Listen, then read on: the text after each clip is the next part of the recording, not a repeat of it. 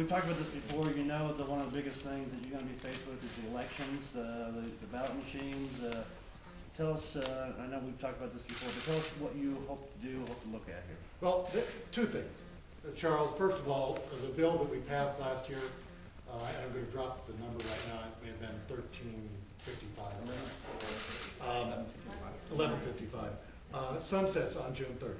So the first thing we have to do in the office, together with the Elections Commission and the legislature, is determine how we are going to go forward with the certification of equipment. But I think there is a broader issue, and that's the one I alluded to. We have to forge a real partnership between the Secretary of State's office and the county clerks. We have to come up with a way to fund elections in this state that is sustainable. We know that the HAVA money is decreasing, and we have to come up with a way that we do not have a crisis over funding in that office continuing. And so, together with the clerks and the members of county administration around the state, that's going to be the first discussion. But I'm not going to presuppose what that outcome is. I'm just going to say the process has to be inclusive. Well, timing is, you've got a little bit of time, but we probably will have elections in November. Do you think you can get something done by then? I mean, what is your goal? You're looking at 2010, or are you looking at this year? Well, the statute sunsets on June 30th. I understand that, but I mean beyond that.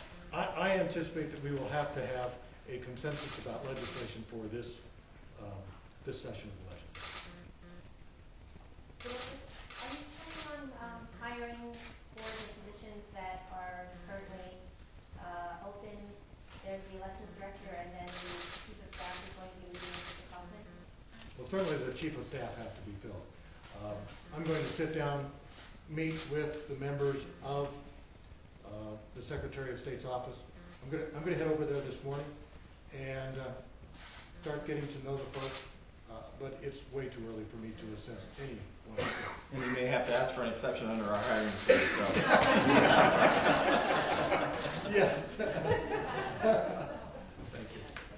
Speaking of money, the revenue forecast is coming out right now, and I don't know if either of you have seen the numbers, but we're down $600 million. Any comment?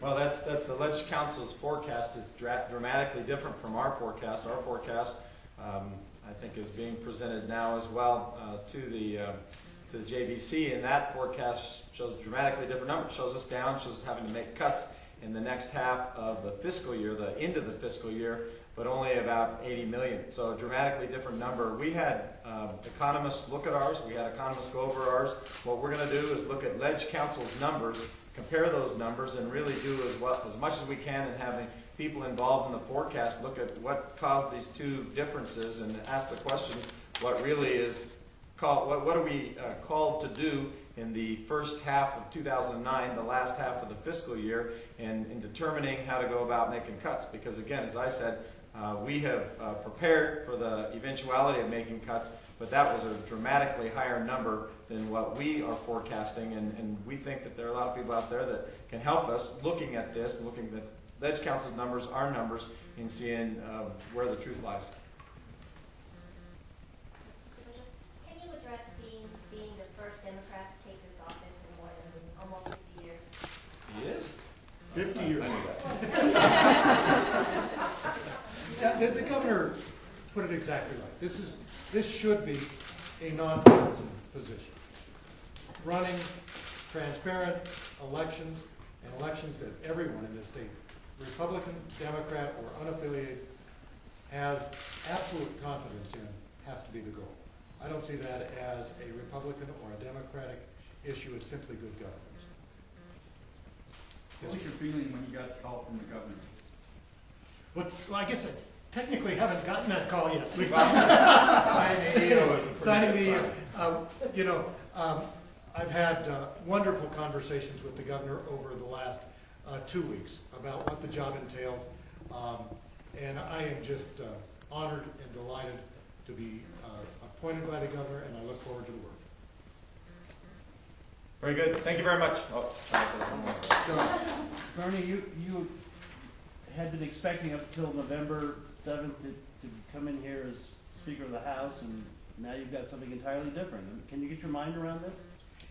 Charles, absolutely, in truth, it took me 2 weeks to get my mind around that. The thought of another election was a difficult thing that I had to think through. But I am 100% excited about this job and look forward to getting to work. Jessica? This is actually for Governor Ritter.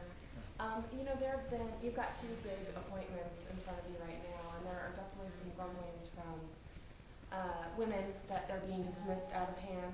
No offense to you, Bernie, but Rosemary Rodriguez, also a strong candidate for this, and didn't make it to the top 3. And how do you answer those sort of concerns from that community? Well, understand the list out there about the other appointment are not our list. Those are lists that the media created, and so I don't think we should judge anything by that list. In this, I had a group of people, and there were 20 applicants. I did not know all the applicants. I knew many of them, but I put a commission in place for the purpose of screening the applicants and looking for those individuals who are most qualified. They chose the 3 individuals who were finalists. They happened to be all men, but those were the finalists that came to me, and I chose among them. It was an embarrassment of riches with all of the people who applied. There were very many well-qualified people, certainly an embarrassment of riches with the final 3, but I chose from that final 3, and I believe that Bernie Buescher is the person out of all the applicants that should be the Secretary of State. And so that's I believe, how you should govern.